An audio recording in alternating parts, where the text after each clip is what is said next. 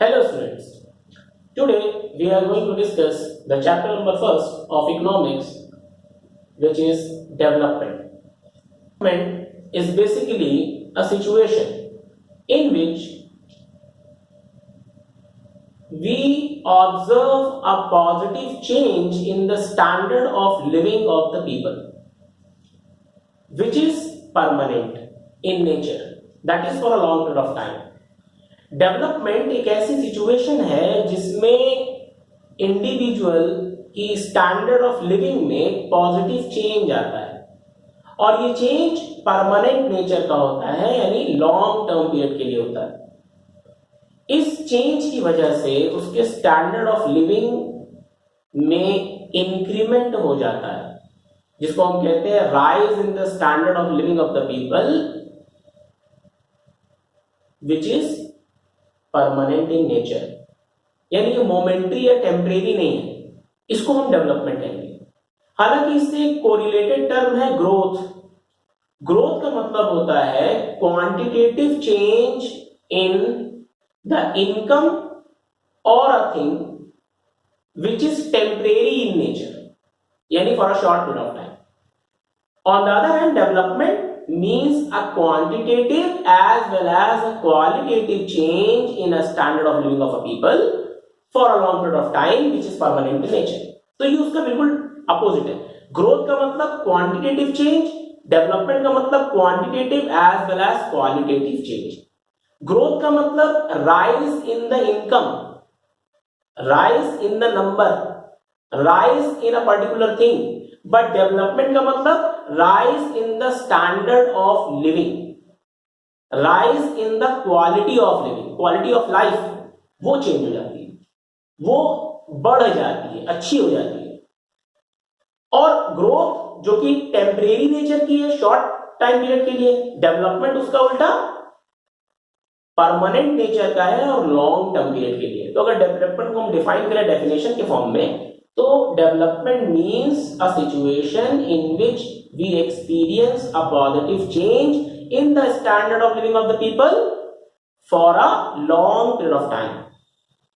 This is what development is all about. It is merely a situation. ये कोई आदमी नहीं है, ना ही कोई चीज है ये सिर्फ क्या है, एक सिचुएशन है जिसमें हमारा स्टैंडर्ड ऑफ लाइफ क्या हो जाता है, बढ़ जाता है। अब डेवलपमेंट के पैरामीटर्स को जज किया जाए तो ये डिपेंड करता है कि डेवलपमेंट का टाइप क्या है। तो सबसे पहले हम पढ़ेंगे types of development, then parameter हम डिस्कस करेंगे। जब हम बात करते हैं टाइप्स ऑफ डेवलपमेंट की, तो on the basis of the person it is being classified into two types, individual development, personal development and national development. Personal development, that is individual development, and national development which is social development, यानी development of the society as a whole, development of the economy as a whole। इसको कई सारे नाम से आप बुला सकते हैं, economic development, इस national development, social development। ये जो उसका context है वो वही है, group of people, that is society as a whole, community as a whole। Communal development, community से अगर कॉन्टेक्ट करेंगे, कम्युनिटी से कोरिलेट करेंगे तो वो कम्युनल डेवलपमेंट हो जाएगा। नेशन से कोरिलेट करेंगे वो नेशनल डेवलपमेंट हो जाएगा। सोसाइटी के कॉन्टेक्स्ट में बात करेंगे तो सोशल डेवलपमेंट हो जाएगा। इकोनॉमी के कॉन्टेक्स्ट में बात करेंगे तो इकोनॉमिकल डेवलपमेंट हो जाएगा। यानी जैसी पर्सनैलिटी, जैसा पर्सन और वैसा डेवलपमेंट। ब्रॉडर क्लासिफिकेशन दो ही है, individual development that is personal development and national development that is development of the society as a whole. अब जब हम बात करें पर्सनल डेवलपमेंट की, तो personal development that is individual development, इसके दो पैरामीटर है। In order to assess the development we need two parameters. First one is personal income. Your personal income will define the level of development that you will have, and second is the personal goals and objectives. What are the targets that you have in your life, that will also define your extent of development, level of development, which will be defined by the goals and objectives that you will achieve in your life. First we talk about personal income. Your income will define your development. How? as your income will define the aggregate demand that you will going to make. आपकी income तय करेगी कि आपका expenditure level क्या है, आपके expenses कितने होंगे, ये आपकी इनकम डिफाइन करेगी. आप क्या डिमांड करेंगे और क्या नहीं, ये आपकी इनकम डिफाइन करेगी. फॉर एग्जाम्पल, अगर आपकी इनकम 10,000 है, let's say your income is 10,000, तो आपके एक्सपेंसेस भी 10,000 के अकॉर्डिंग होंगे. यानी आप जो भी खर्च करेंगे वो 10,000 के अकॉर्डिंग होगा. अगर आपकी इनकम 10,000 है, आपका बजट 10,000 है, आप कभी भी 25,000 के एक्सपेंडिचर को बियर नहीं कर पाएंगे क्योंकि आपकी इनकम 10,000 है. तो आपकी पर्सनल इनकम आपके एक्सपेंसेस को डिफाइन करेगी और आपके एक्सपेंसेस आपके स्टैंडर्ड को. अब एक आदमी की इनकम अगर 10,000 है तो वो एसी अफोर्ड नहीं कर सकता, यानी उसका स्टैंडर्ड ऑफ लिविंग एसी के अकॉर्डिंग नहीं होगा. लाइफस्टाइल जो उसकी होगी वो क्या होगी, नॉर्मल होगी, जिसमें उसके पास पंखा हो सकता है, कूलर हो सकता है, but he can not afford the AC, he can not afford the luxurious life. Standard जो होगा, लिविंग स्टैंडर्ड, वो आपकी इनकम डिफाइन करेगी कि आप लो इनकम ग्रुप में आते हैं, लोअर स्टैंडर्ड में जी रहे हैं, मिडिल स्टैंडर्ड में जी रहे हैं, लग्जरियस लाइफ जी रहे हैं. ये डिफाइन करेगा आपकी इनकम. तो personal income play a very vital role in assessing the extent of development in a case of individual. दूसरा पॉइंट, दूसरा पैरामीटर जो है वो है पर्सनल गोल्स एंड ऑब्जेक्टिव्स. अब ये गोल्स एंड ऑब्जेक्टिव्स क्या मतलब है? गोल्स एंड ऑब्जेक्टिव्स का मतलब है हमारे टारगेट्स, हमारी एक्सपेक्टेशन, हम क्या बनना चाहते हैं लाइफ में, क्या अचीव करना चाहते हैं. मिसाल के तौर पे मेरे पास साइकिल है और पंखा है, एसी नहीं है भाई तभी पसीने आ रहे हैं. ठीक, हमारे पास पंखा है भाई, गरीब आदमी पंखा है. अब अगर हमारे पास पंखा है तो हमारा स्टैंडर्ड, एक एवरेज स्टैंडर्ड, मेरे पास पंखा अवेलेबल है. मैं चाहता ही हूं कि यहां पर एसी लग जाए और मेरे बिल्कुल मुंह के सामने मस्त ठंडी हवा आए, गर्मी लगे, तो मैं चाहता हूं मेरे पास एसी हो जाए. ये मेरा ऑब्जेक्टिव है, ये मेरा गोल है. To get the AC is my goal, my expectation from the life. The moment I get the AC, the moment I get the AC for myself, I can declare myself being developed. मैं develop हो गया. क्यों? मेरे पास AC आ गया. अब याद रखिए, AC उधार मांग के ना आया हो, यानी टेम्परेरी ना आया हो भाई, परमानेंट हो, मैंने खरीद लिया, मेरे पास ही रहेगा, जाएगा नहीं. तो ये क्या है? डेवलपमेंट. यानी मेरा ऑब्जेक्टिव फुलफिल हो गया. I called my self being a developed one because My target was to get AC. अगर मेरे पास AC आ गया तो मैं क्या कहूंगा? मैं डेवलप हो गया. The moment I got develop, I got another goals in development. मेरा गोल्स, मेरे स्टैंडर्ड और बढ़ जाएंगे. AC आ गया, मैं चाहूंगा 2 AC और आ जाए, एक यहां लग जाए, एक यहां लग जाए, एक बाथरूम में भी लग जाए.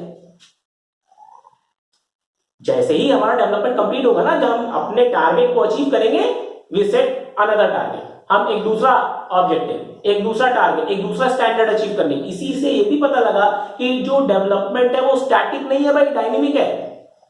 It is a dynamic process. The moment you achieve your objective, you start setting new one. आप नया तैयार कर लोगे, नया डेवलपमेंट, नया गोल. मेरे पास साइकिल थी, बाइक मिल जाए, डेवलप हो जाए, बाइक मिल गई, अब कार मिल जाए, कार मिल जाए, कार मिल गई, अरे आप फरारी चाहिए, फरारी मिल जाए. चलो ऊपर वाले ने फरारी भी दिला दी, तुमने मेहनत करा, फरारी भी आ गई. अब तो चार्टर्ड प्लेन चाहिए, फिर हेलीकॉप्टर चाहिए, फिर कल को तुम्हारा भरोसा नहीं तो तुम्हें स्पेस शटल भी चाहिए. चाहे वो जमीन नहीं लिखी है चांद पे भाई, नियर फ्यूचर में क्या होने वाला नहीं पता ना. मार्स में सेटलमेंट हो गया तो आपको स्पेस शटल भी चाहिए. यानी टाइम और जो है कंडीशंस के अकॉर्डिंग क्या होगा, हमारा स्टैंडर्ड भी it's keep on changing in a context with time, with regarding with time and situation. वो बदलता रहेगा हमारा स्टैंडर्ड, और हमारा स्टैंडर्ड बदलता रहेगा, दैट मीन्स हमारा डेवलपमेंट भी बदलता रहेगा. तो ये डायनेमिक प्रोसेस है और गोल्स पर डिपेंडेंट है. फुलफिलमेंट ऑफ गोल ये डेवलपमेंट को डिफाइन करेगा. अगर आपने अपने गोल्स अचीव कर लिए, you call yourself a development. और अगर आपने गोल्स अचीव नहीं किए तो भी आप you are keep on struggling to achieve development. अभी आप स्ट्रगल कर रहे हैं. अगर आपने अपने गोल्स अचीव नहीं किए, that means you are still struggling to be a developed one. आप डेवलप करने के लिए, डेवलपमेंट पाने के लिए स्ट्रगल कर रहे हैं, अभी आप अंडर डेवलपिंग है. बात आ रही समझ में? तो हमने देखा कि डेवलपमेंट, इंडिविजुअल डेवलपमेंट के कॉन्टेक्स्ट में दो पैरामीटर थे, personal income and personal goals and objective. अब ये जो पर्सनल गोल्स एंड ऑब्जेक्टिव है और इनकम दोनों, ये पर्सन टू पर्सन वेरी करती है। मेरे गोल्स कुछ होंगे मेरे बैकग्राउंड के अकॉर्डिंग, मेरे इकोनॉमिक स्टेटस के अकॉर्डिंग, मेरी नीड्स के अकॉर्डिंग, और दूसरे पर्सन के कुछ और होंगे। मेरी इनकम मेरे स्किल्स एंड एबिलिटीज और अवेलेबल टाइम के अकॉर्डिंग कुछ होगी, सेकेंड पर्सन की कुछ होगी। दे मे बी कॉमन, कभी कॉमन भी हो सकती है, एक जैसी भी हो गई, लेकिन जरूरी नहीं है कि हमेशा एक जैसी हो। ये पर्सन टू पर्सन वेरी करेगी, इसीलिए डेवलपमेंट सब्जेक्टिव नेचर का है। यानी कि हम अपने डेवलपमेंट को किसी दूसरे के डेवलपमेंट से कंपेयर नहीं कर सकते जब तक कि हमारे पास कॉमन ग्राउंड ना हो। सोशल साइंस के बच्चे जानते हैं कि कंपैरिजन के लिए सोशल ग्राउंड का होना, कॉमन ग्राउंड का होना, माफ कीजिए सोशल ग्राउंड कह रहा, कॉमन ग्राउंड का होना जरूरी है। जब तक हमारे पास कॉमन ग्राउंड नहीं होगा, हाउ कैन वी कंपेयर? तो डेवलपमेंट के केस में भी यही, जब तक हमारे ऑब्जेक्टिव्स कॉमन नहीं होंगे, जब तक हमारी इनकम कॉमन नहीं होगी, हम डेवलपमेंट को कंपेयर नहीं कर सकते। बात आ रही समझ में कि development is a dynamic and it is subjective in nature also. One can not compare his development with others unless they have something common, unless they have some grounds common। फिर चाहे वो पर्सनल इनकम कॉमन हो या उनके personal goals and objective उनके common हो, common होना जरूरी है। अगर कॉमन नहीं है तो हम कंपेयर भी नहीं कर सकते, कॉमन होना वहां पे शर्त है। अब बात करते हैं नेशनल डेवलपमेंट की। सेकेंड टाइम हमने कहा था नेशनल डेवलपमेंट, क्योंकि हम इस चैप्टर में नेशनल इकोनॉमी के कॉन्टेक्स्ट में पढ़ रहे हैं। The purpose of this very syllabus is to introduce students to the national economy। तो यहाँ डेवलपमेंट भी हम नेशन के अकॉर्डिंग पढ़ेंगे, इकोनॉमिकल डेवलपमेंट पढ़ेंगे, नेशनल डेवलपमेंट पढ़ेंगे। वरना हमने कहा डेवलपमेंट को जिस कॉन्टेक्स्ट में जोड़ोगे वो बन जाएगा। सोसाइटी के कॉन्टेक्स्ट में जोड़ के देखेंगे तो सोशल डेवलपमेंट हो जाएगा, कम्युनिटी के कॉन्टेक्स्ट में जोड़कर देखेंगे तो कम्युनल डेवलपमेंट हो जाएगा, पॉलिटिक्स से जोड़ के देखेंगे तो पॉलिटिकल डेवलपमेंट हो जाएगा। आप जिस परसेप्शन से उसको देखना चाहें देख सकते हैं, लेकिन यहाँ पर सिलेबस ने हमको रिस्ट्रिक्ट किया हुआ है कि हम पर्सनल डेवलपमेंट और नेशनल इकोनॉमी के कॉन्टेक्स्ट में नेशनल डेवलपमेंट को डिस्कस करेंगे। तो सेकंड हमारा जो टाइप है वो है नेशनल डेवलपमेंट। और नेशनल डेवलपमेंट के अगेन कुछ देयर आर सर्टेन पैरामीटर, जिनमें से जर्नल जो है वो 3, there are 3 parameters to assess and analyse the extent of national development, and that is first national income, second public infrastructure, and third socio-economic consciousness। National income जैसे हमारी personal income होती है, ऐसे ही नेशन की income होती है, जिसको हम नेशनल इनकम कहते हैं। नाम ही बता रहा है, national income means income of the whole nation. अब नेशन में तो भैया मल्टीपल लोग रहते हैं, there are millions and billion of people living in nations. देशों में तो लाखों करोड़ों लोग रह रहे हैं, तो क्या मतलब भाई, ऑब्वियसली बात है करोड़ों लोग की इनकम, क्योंकि यहां पर नेशन का मतलब सोसाइटी एज अ होल से है, पूरी स्टेट। तो स्टेट की इनकम, स्टेट में जितने लोग रहते हैं सबकी इनकम जोड़ डालो, बन गई स्टेट इनकम, नेशनल इनकम। हमारी कंट्री में रहने वाले जितने भी लोग हैं सबकी इनकम को अगर हम कंबाइन कर दें एक जगह पर तो क्या बन जाएगी, नेशनल इनकम। अब एक आदमी कहेगा यार ये इतने सारे लोग की इनकम जोड़ना, अरे पागल हो गया, लाख करोड़ लोग हैं तो कितने लोग की इनकम जोड़ते हैं? तो भैया गवर्नमेंट का काम ही यही है। सारा डाटा हमारे पास अवेलेबल है, जो भी इनकम जाती है वो अकाउंट्स के थ्रू जाती है, उसका कोई ना कोई रिकॉर्ड होता है हमारे पास। अकाउंट्स के बच्चे जानते हैं इस बारे में, बिजनेस ट्रांजैक्शन के रिकॉर्ड रखे जाते हैं। तो उन रिकॉर्ड्स को कंपाइल कर लीजिए, असेस कर लीजिए, एनालाइज कर लीजिए, आपको पता लग जाएगा कि ओवरऑल अप्रोक्सीमेट आपने कितनी इनकम इस साल जनरेट की। ये अप्रोक्सीमेट फिगर आएगा, आप एग्जैक्ट नेशनल इनकम कैलकुलेट ही नहीं कर सकते, क्योंकि जिस मोमेंट पर आप एग्जैक्ट कैलकुलेट करने जाएंगे, जहां पहले से डाटा किया तो वो डाटा पहले चेंज हो चुका होगा। एग्जैक्ट इनकम निकालना पॉसिबल नहीं है, अप्रॉक्स इनकम, एक approx figure, national income approx figure आपको देगा, ओवरऑल लमसम अमाउंट कि भाई हाँ इतनी नियर अबाउट अप्रॉक्सीमेटली हमने इस साल इनकम जनरेट की, कोई एग्जैक्ट फिगर आपको दिया भी नहीं जा सकता, इतने बड़े लेवल पर इस डिटेल्ड स्टडी पॉसिबल नहीं इतने बड़ी कंट्री के लिए, जहां इतने मल्टीपल ऑफ पीपल हैं, मल्टीपल जॉब्स हैं, मल्टीपल सेक्टर्स हैं, तो उनके अंदर एग्जैक्टली निकालना, अभी मैं बताऊंगा आगे नेशनल इनकम में जीडीपी का रोल क्या है, तो वो पॉसिबल ही नहीं है कि आप उसको कैलकुलेट कर पाए exact up to the point कि इतनी पॉइंट इतनी इतनी इतनी इनकम हुई है, ये पॉसिबल नहीं है। ये अप्रॉक्स वैल्यू देगा आपको, एक एवरेज वैल्यू देगा कि एक लमसम इतनी इनकम अप्रॉक्सली किसी इकोनॉमी में जनरेट हुई। नेशनल इनकम जो है वो डिपेंडेंट होती है जीडीपी पर। GDP stand for gross domestic product. Domestic का मतलब होम, डोमेस्टिक फ्लाइट कौन सी, घर वाली फ्लाइट जो इंडिया के अंदर ही रहती है, बाहर नहीं जाती। यहां ग्रॉस डोमेस्टिक प्रोडक्ट का मतलब भी यही है, वो प्रोडक्ट जो घर में बना, घर में मतलब हमारी कंट्री के अंदर बना, होम प्रोडक्शन है ग्रॉस डोमेस्टिक प्रोडक्ट। अब ये प्रोडक्ट कौन सा, प्रोडक्ट का मतलब ही होता है फाइनल प्रोड्यूस। हालांकि इस तरह के दो हमारे पास गुड्स हैं, एक इंटरमीडिएटरी गुड और एक फाइनल गुड। इंटरमीडिएटरी गुड वो है जो अभी प्रोसेस में है, प्रोसेसिंग में है, गुड नहीं बना, ना रॉ मटेरियल रह गया है और ना प्रोडक्ट बना, बीच में है, प्रोसेस में है। The goods which are under process to becoming a product, वो है इंटरमीडिएटरी गुड। जैसे मिसाल के तौर पे मैं एग्जांपल दूं, बात समझ आएगी आपको। अगर मुझे खीर बनानी है, भाई मुझे खीर पसंद है, मैं खीर ही बनाता हूं। अगर आपको प्रॉब्लम हो रही है आप मैगी बना लो, मैं खीर बनाऊंगा, ठीक। तो खीर बना रहे हैं, खीर हमारा फाइनल प्रोडक्ट हमें बनाना है। फाइनल प्रोडक्ट हमारा क्या है, खीर। खीर को बनाने के लिए चाहिए क्या, रॉ मटेरियल, दूध, शुगर, राइस, ड्राई फ्रूट, और जोड़ लो भाई, हम गरीब आदमी इतनी बनाते हैं, 4, दूध ले लिया, चावल ले लिया, चीनी ले लिया और dry fruit.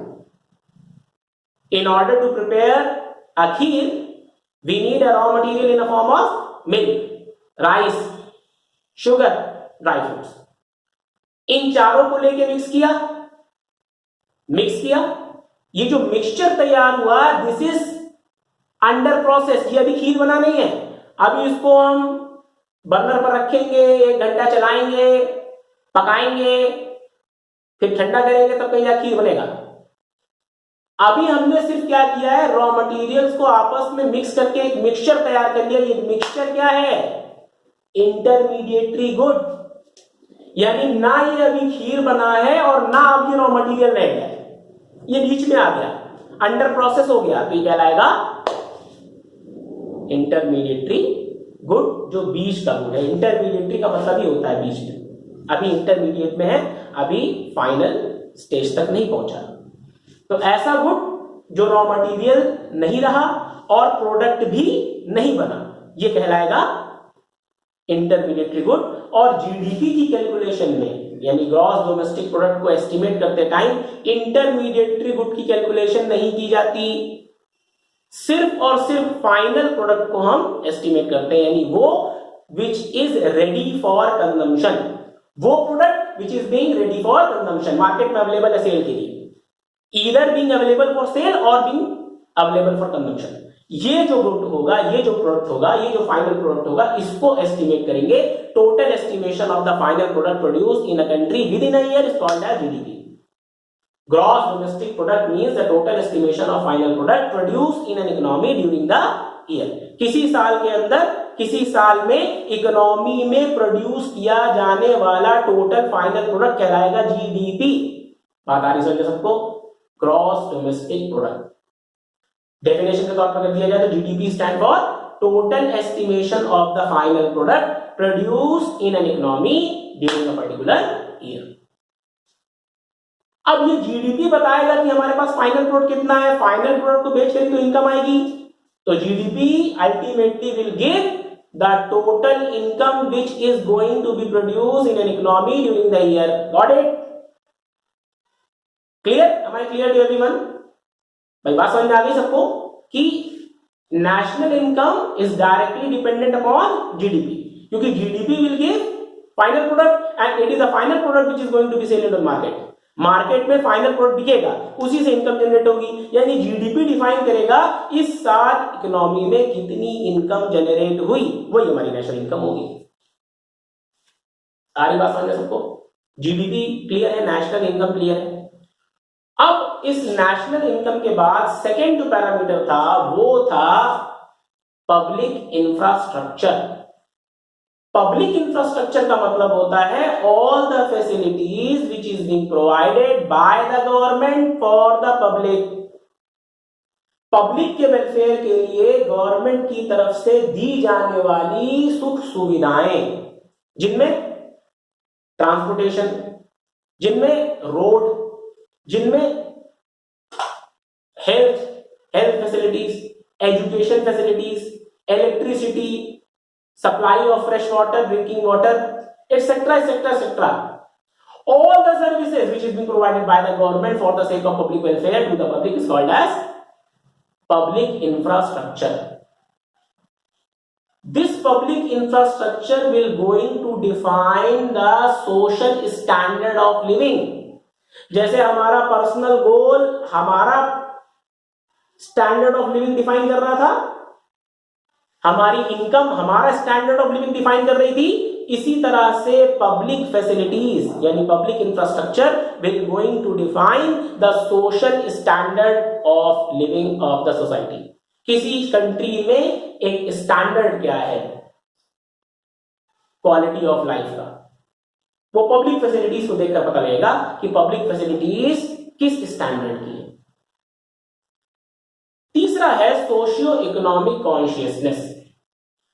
Socio economic consciousness means the awareness of the people towards the society and the economy.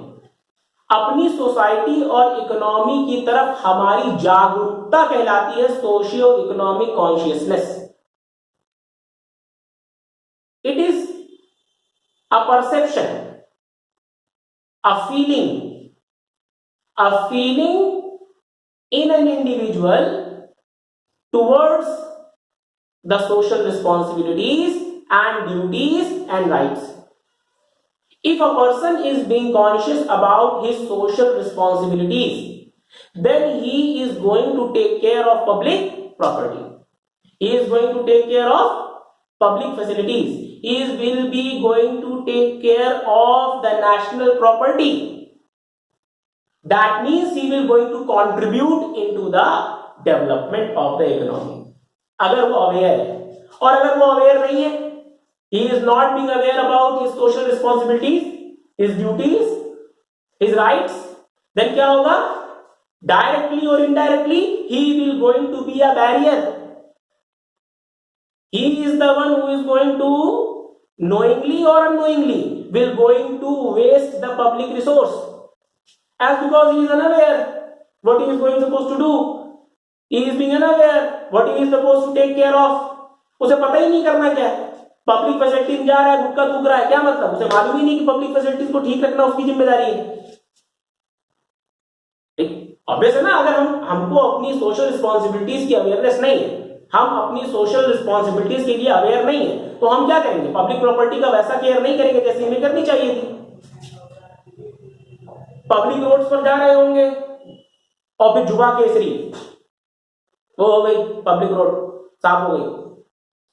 क्यों? क्योंकि हमें पता ही नहीं है कि as a good citizen, as a sensible citizen, as a sincere citizen what we are suppose to do in a society. हमें social attributes और manners का पता ही नहीं है, तो हम करेंगे क्या? हम डिस्टर्ब भी तो करेंगे ना। अगर हमें पता नहीं है कि लाल बत्ती देख के रुकना है, रेड लाइट देख के रुकना है, तो हम क्या करेंगे? क्रॉस करके निकल जाएंगे, जिससे हमको भी प्रॉब्लम होगी, सोसाइटी को भी प्रॉब्लम होगी। So unawareness about the social responsibilities is a very dangerous thing, क्योंकि यहां पर क्या होगा? पब्लिक फैसिलिटीज होने के बाद भी हम उन फैसिलिटीज को ऑप्टिममली यूटिलाइज नहीं कर पाएंगे, जिससे कि नेशनल डेवलपमेंट हैम्पर होगा, रिस्ट्रिक्ट होगा, अचीव नहीं हो पाएगा। बात आगे समझ में? तो आज का लेक्चर यही तक रखते हैं। इस लेक्चर के आगे का टॉपिक हम कंटिन्यू करेंगे अपनी नेक्स्ट लेक्चर में। आपको जो भी क्वेरीज हो आप कमेंट्स में पूछ सकते हैं, किसी भी तरह की query regarding with this lecture. और मेरी यही रिक्वेस्ट होगी कि जो भी क्वेश्चंस आप पूछें वो रिलेटेड टू द टॉपिक पूछें जो हमने इस लेक्चर में डिस्कस किया है। इस लेक्चर से रिलेटेड क्वेश्चंस पूछेंगे, रिलेटिव क्वेरीज पूछेंगे तो हमको टैकल करने में भी आसानी होगी और बच्चों को कंफ्यूजन भी नहीं होगा। पता लगा आप तो आगे पढ़े हुए हैं, ज्यादा जानते हैं और आप सस्टेनेबल डेवलपमेंट पूछने लगे हमसे और जो हमने अभी डिस्कस ही नहीं किया है, तो कमेंट्स में फिर बच्चे पूछे सर ये सस्टेनेबल डेवलपमेंट क्या कहां से आ गया। तो हम रिक्वेस्ट यही करेंगे अपने व्यूअर्स से और सब्सक्राइबर से कि आपको अगर जो भी क्वेरी हो वो आप बिल्कुल बेशक पूछें, बट थोड़ा सा एक ध्यान रखें कि वो जो क्वेश्चंस हो वो रिलेटिव हो, यानी related to the lecture. Thank you very much.